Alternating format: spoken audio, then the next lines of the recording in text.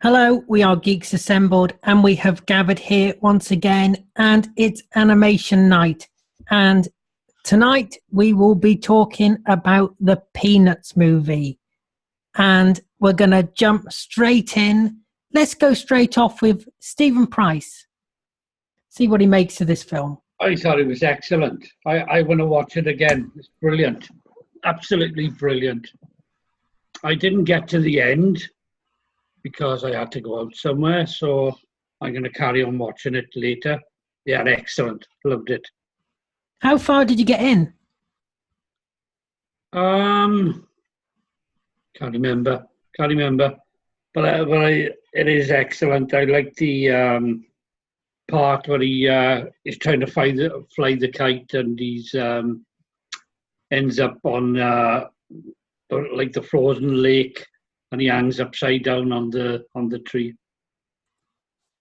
Yep, let's go to Brian. What do you make of the Peanuts movie, Brian? You watched this in cinema, didn't you? When it was out? How did you know? Because you told us. I forgot that I told you guys. But yes, I did see this in theaters. I saw it with the family, and I couldn't wait for the movie for when it was coming out, and when it did come out, I loved it. Who does not love the Peanuts? I mean, come on, it's it's an all-time American classic. Whether it be the little short films or even like this new movie, I absolutely love the Peanuts. The music to it, the characters, good grief, Charlie Brown. It's all good. I love the movie. Oh, it's so good so far. Let's go to Alex and Susan. What did you make of the Peanuts movie? Yeah, actually, I did sort of like it. I didn't like it as much as the 60s or the 70s cartoons or features. But obviously, they have to move on, and you still have some of the people, and you have some relatives of Schulz helping along with the movie. And of course, it covers all the bases, so you don't really have to watch the 60s or the 70s or even the 80s versions with extra characters to get this movie. And, it covers all of it. Lucy with her character, it covers everybody. And it is nice that they updated it. I prefer it in 2D form, but that's fine. It's still a very good version of it. And like I said, it covers all the bases. So that's, at least it isn't a reboot that is totally different from the material or changing it too much. So. And I really love Peanuts. I think I've read all of the comic strips up to now.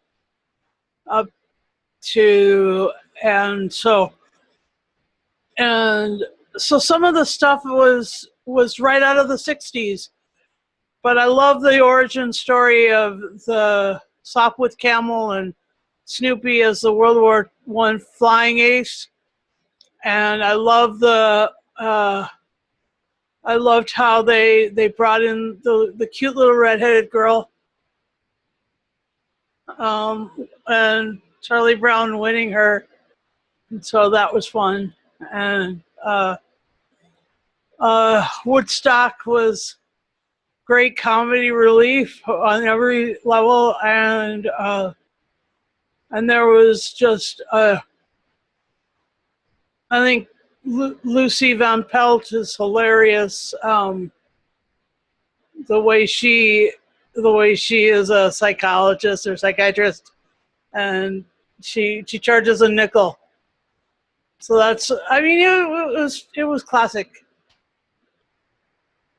Right, so far everyone's enjoyed it. Let's go to Lee. Did you enjoy this, Lee? Everybody else has so far.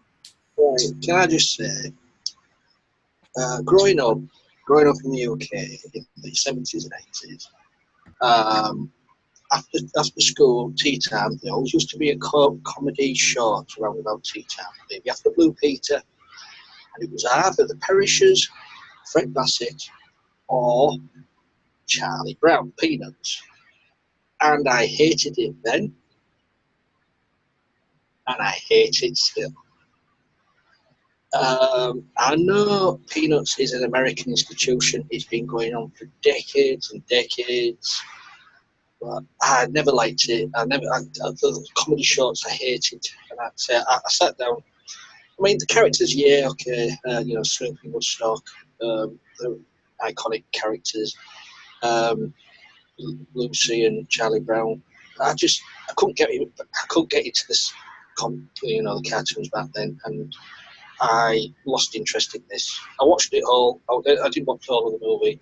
It just wasn't for me at all. But I do appreciate and I admire the time and effort what these filmmakers put into these animations. So, there is a thumbs up for that, but just not for me. Let's go to Beef Dad. Growing up, it was in the newspaper that my father got every day.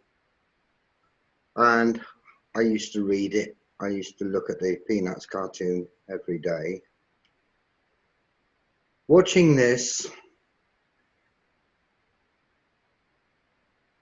didn't do it for me. It didn't do it for me at all. It concentrated far too much on the little redhead girl. And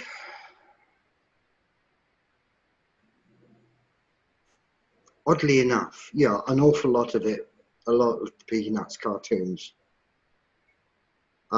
revolved around the baseball team.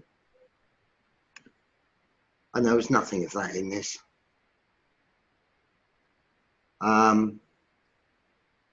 The conversations between Lucy and Schroeder used to be quite funny in the cartoon strip. But there was only one point where that happened.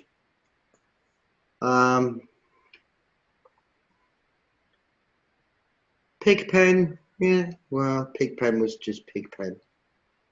And Linus, well, they missed out an awful lot with the Linus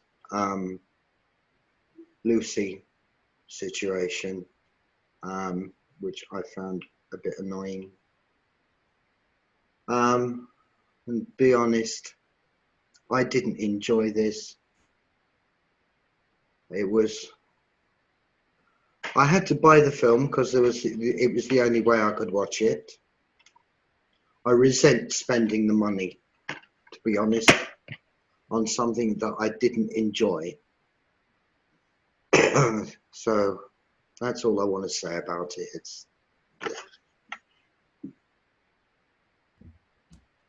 Yep, thanks for that, Beef Dad. Yeah, this it's a difficult one because the reason why I picked this film is because the animation is really quite extraordinary. How Blue Sky, who animated this, how they managed to recreate all these characters and the environment in a 3D setting, because these are just hand-drawn 2D characters. How they've managed to recreate it in this film is amazing. And I think visually, this film is really charming. Visually, this film is great. However, the story, it's a nice story. It's a sweet little story. Charlie Brown finds this new girl that he likes who moves in. But the problem is, it's so thin on the ground that you can tell that they're just padding this out. You can tell that they're just plodding this along. They basically, because it's a film version, they have to make it an hour and a half.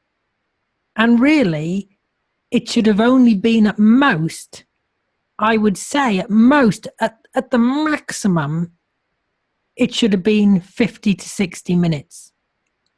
It should not have been an hour and 35 minutes.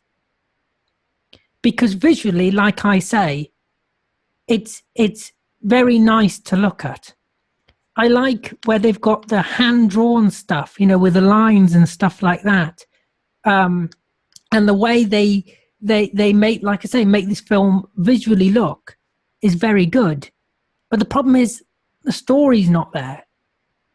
Because you basically put in a 10-minute story, what can be told in 10 seconds, to be honest, and you're putting it into a feature-length film. And it doesn't work like that. But yet the animation is amazing. And that's the problem with it. The Red Baron scenes are pointless. They're literally pointless. Anyway, let's go into favourite moments. Lee, do you have any favourite moments from the film? Well, I agree with what Big Dad said. It usually go around the baseball team. There was nothing there. It did have the football sketch where Lucy always pulls away the ball. I was glad that was there because that used to happen in nearly every episode of Peanuts.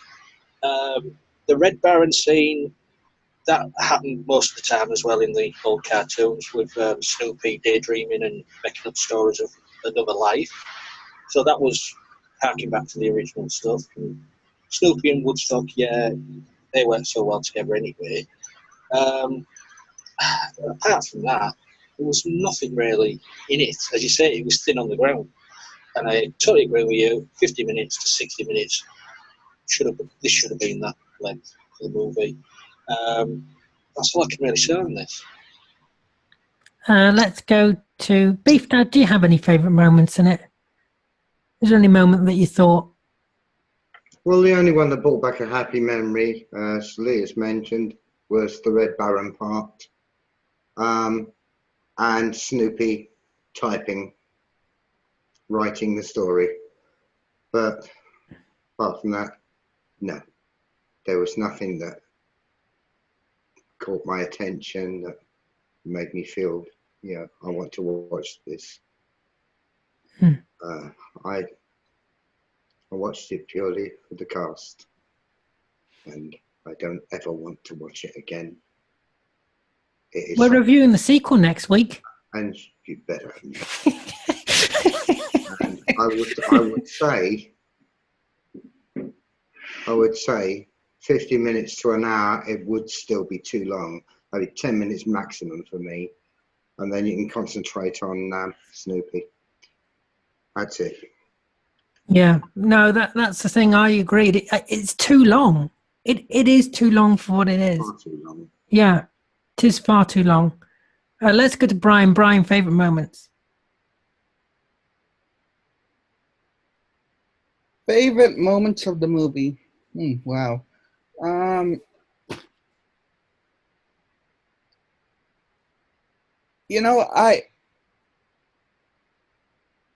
I love this movie so much that I could probably have the whole film be my favorite moment. You don't remember any moments, do you? You don't remember anything about the movie. You can't remember a scene from it.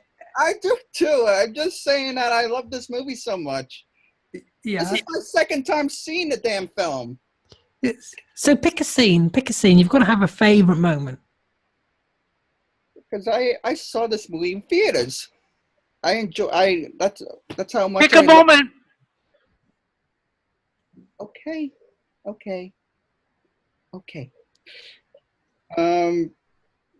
I guess my favorite moment would probably have to be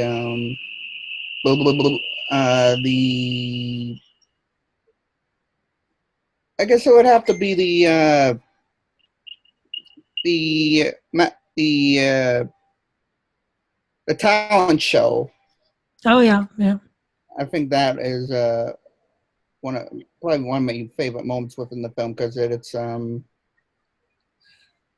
Charlie is trying to impress the red-headed girl and everything with With his the magic trick, yeah. with his magic act.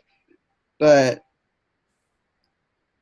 the thing I liked the most about that was instead of doing that, he ends up and out his little sister, which is a nice touching moment within that scene.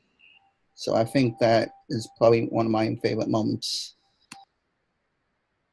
Thank you, Brian. Let's go to Stephen Price. Yes, like I said, I'm going to watch the remaining, I think it's the remaining half hour of it. Yeah, I enjoyed it. I definitely watch it again. Favorite moments? We'll have to wait until we do it all, finish it all. But what's your favorite moment so far? The part on the pond, you know, where he's flying the kite. Yeah, at the beginning, yeah. And another part then where there's a bird, he's like mowing the snow. Yeah, no, yes, that I like that bit as well. Yeah. Yes, he's on the It on the seems to nest. be, Yeah, it seems to be he's still mowing it because there's so much snow. yeah, no, I like that bit as well. Is that it? Yep. Let's go to Susan and Alex. Okay. Favorite moment, I'd have to say, well, the Snoopy origin of the Sop with Camel story. That's pretty brilliant. I love how he got the typewriter and then he started typing and stuff. But I also like what Brian said about the noble sacrifice of Charlie Brown. And in the late 60s, early 70s, there was a one-frame Schulz cartoon with Charlie Brown standing there, and he has his baseball bat and a glove, and he said, "How can we lose if we're so sincere?" You know, and it's the only time I ever saw that was that once, but when in this one there was, I mean, you'd seen all this stuff a million times, but I really love another favorite moment was he built a snowman and the snowman still smacked the ball right through him and knocked off all of his little clothes in the snow. And like I just thought that was kind of hilarious because how can you lose if you're so sincere? Anyway, Okay, well, again, it's not as good as the 60s or the 70s. In the 80s, obviously, they had to change. In the 90s, they had to change, and they added more characters. Yes. Is this complete? No, it's not complete. No, that's not what I asked. I Yeah, asked but favorite the favorite moments. I didn't ask if it was moments. complete. No, the favorite moments. There's a lot of them. Could there have been more? Sure. But like I said, considering it's 2015, I get pretty close to it. You know, I like the reading of the book, War and Peace, and he says Leo's Toy Store instead of Leo Toys, you know. Right, that he's you know, Russian sort of in origin. I like the fact that, you know, they kept within the characters. They didn't redo them. At the same point, they were self-aware, which is a very big thing now. You have to be totally self-aware. And Peanuts did do that in the 60s and the 70s. It's just that there was more humor and more interplay. And I think that's probably what's missing here is that there's not as much interplay as there was in the specials like Thanksgiving or Christmas and the Halloween. I think they skipped the Halloween reference as well. no, they had the Great Pumpkin. Oh, they did? Okay, then I missed that part. All right. But like I said, they had to update it. But they didn't update it too much. They didn't change Charlie Brown. They didn't change Linus. They didn't make Lucy or Peppermint Patty even more aggressive because they were aggressive enough already. And remember, this is originally in the 50s, 60s. Then you had the movies in the 70s. So, I think they kept close enough to the source material. And maybe they were trying to cater to a different audience. And how old are they supposed to be anyway? Like 9 to 14? Something like that? So, I mean, you can't make it too adult because then it sort of, then it becomes sort of nasty. So I didn't like the movie as much on the first viewing. I saw this last year. But, I mean, considering how they want to reboot everything and everything's nasty and really cruel and all that, I think they did a pretty good job. Yeah, no, it's very faithful to the source material, and like I say, visually, it's stunning. I like the little bird the best, the little yellow bird, and one of my favorites. Woodstock. Yeah, is when he is mowing, because he's got snow on his nest, and he's just going around. He's just going around his little nest with getting rid of the snow. It's charming. Let's go to final say and scores. Let's start off with Stephen Price, if he's there. Maybe he's watching the rest of the film, since he's only watched 10 minutes. No, he's not there. Let's go to Brian. It's me again. Yes. And you've watched more than 10 minutes, haven't you, Brian? Yes, Salad. I've watched this entire film, and this is the second time I've seen it. So What would you rate it a 10 then? I think I would probably, rate this a 10 because I love the Peanuts. I love the movie. Anything with the Peanuts, really, I enjoy. Every year, it's a tradition. I watch every single special or movie or whatever you want to call it every year. Oh, really? Yeah. Oh, so you're like a really big fan then? You're a super fan. You're a Peanuts super fan. Yeah, absolutely. I watch every special of every holiday season every year that they have it on because it's on Channel 7 every year with all the specials, whatever it becomes the holiday. So I would get the 10. Oh, 10. Let's go back to Stephen Price for his score. Oh, what I've seen of it, it's got to be about a 9. A 9, so we've had 10, 9. Where is Susan and Alex going to lie on this?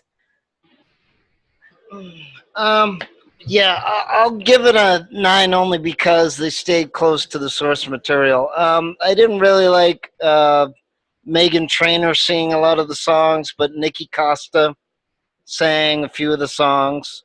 Like I said, they weren't too heavy to reboot it, which is good.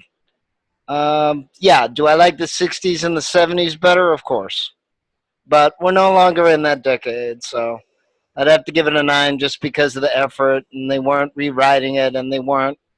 But again, they couldn't include everything either. I think they knew that if you're really a fan, you'll go back and see the modern specials on ABC, or you'll see the classics like Brian just said on CBS, and of course there's video and other things. Because the Peanuts gang has been around since what, the 50s? So 40s? Okay. Well, maybe the 50s is when they became syndicated on the comic strip. But in any case, I've read a lot of comics. I've read the book versions of the comics. I even read ones where it wasn't the famous ones that everybody knows. But yeah, I mean, it's a good series. It's good that they brought it back. It's not a bad version of it. And it could have been a lot worse. Okay, well, this cast is giving me an opportunity to honor my client, Michael Scarpacci. Rest in peace, Michael. I know that the Peanuts and Snoopy and this group of people and Charles Schulz were your favorites. Your whole room was decorated with them, and I miss you, and I'd like to thank you for reintroducing me to the whole Charles Schulz world, and I just like I'll be at your memorial in September, and anyway, I enjoy this. I will give this, like Alex said and like Steven said, a 9. It's a real dreamy look for the comic strips, and so I enjoyed it, and so here's to Michael Scarpacci for all of that. Here. Yes, and the question is now: is Beef Dad going to go higher or lower than a 9? Let's find out.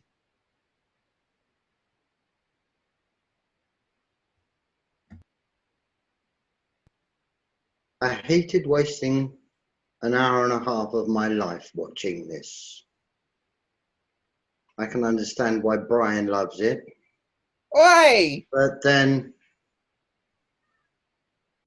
for somebody who doesn't understand British humour, I suppose this has got to be in his, well, remit, but it's definitely not in mine. As I say, I resent spending the time, I resent spending the money. It gets a 2. Can I ask, how much did you spend? How much did it cost you? Enough, about €9. Jeez. And is that for the DVD version? Yeah. Oh, that's yeah. Yes, DVD. Yeah. I feel bad. I feel like we've put you through torture, Beef Dad. I feel really bad. Would you like to record a bit of this for this cast of you putting the DVD in the microwave and starting it? I don't have a microwave. I don't use microwaves. They're not normal. No, I don't use microwaves either. Anyway, how about setting it on fire? What, he doesn't have a microwave? No, I mean the DVD. Oh, right. What, you want me to set it on fire inside my house and stink the place out? No. All right, never mind. I just was offering you ways of venting your frustration. Well, wait there. He can snap the disc in half if he wants now on camera. No, I'm going to give it to a kid. Oh no, that's a better. Yeah, that's Ryan. All right. Well, funny enough, I guess it ran from 1950 to 2000. Right. And then it was actually concluded in 2013, and they redid the movie in 2015. It's only 88 minutes long, but the ironic part is it cost $99 million, which I don't believe, and it made back $246.2 million. Okay. So somebody liked it. Well, 99 million. It is a 3D animated film. Anyway, Lee, give us your score. What's your final say on this film? Well, as I said, I've never been a fan of the cartoon. I appreciate the time and effort goes into making these films, the animation. So just for that, it gets a 3. That's fair enough. But there is something that I've noticed is that all the British people in this group aren't keen on it. Yet all the Americans in this group have given it a 9. Let me refresh your memory, Alad. Stephen Price also. Can I just say, Stephen Price hasn't seen the whole film yet. I'm going by who's seen the whole film. You gotta watch him for the proposal. He hasn't watched the whole film yet. But there seems to be a divide between me, Beef Dad, and Lee. I haven't given my score yet, but it isn't going to be as high as 9. And and the American people in this group who really loved it. So maybe it depends if you have. Maybe it is a divide thing, you know, an American British. Well, Okay, if it wasn't such a deal in our childhood, then Yeah. maybe we would see it the way you do. Yeah, But it because was I've never seen the short animations. I've Oh. never seen the short animations. I know they exist, but I've never seen them. This is the only Peanuts I've seen. so you haven't seen the Thanksgiving special, No, I've not the seen any of them. Halloween special, No. the Christmas special. no. Okay. I haven't seen any of them. So it doesn't matter. It's just something that's really cultural around here. I mean, especially in the Northeast, because it was sort of a tribute to the Northeast. Because I mean, my client had you know had a really deep fandom of it, and he was in his late 50s, early 60s, and so that kind of attitude, like the stuff of it was from like the childhood. It really was part of the childhood. So anyway, Yeah, no, I think it's a sweet film. It's got a sweet story, and the animation is charming. I mean, I really can't knock the animation. I love the animation. But it just goes on too long, and really it could have been 50 minutes. I mean, yeah. So I think I'm going to give it a 7. I think a 7's a fair score for this, because the animation's good. It's just that it goes on way too long. I think if it was 40 minutes, it would have been fine. I think it would have been fine. I just think it goes on too long. Just like these cats. So, yes, that's it. 7 from me. I'd like to thank everybody here for joining me. I'd like to thank you for watching. Tell us below what you make of the Peanuts movie or any other Peanuts cartoon or comic strip or whatever there is. Tell us below. Look after yourself. Take care. We will see you next time.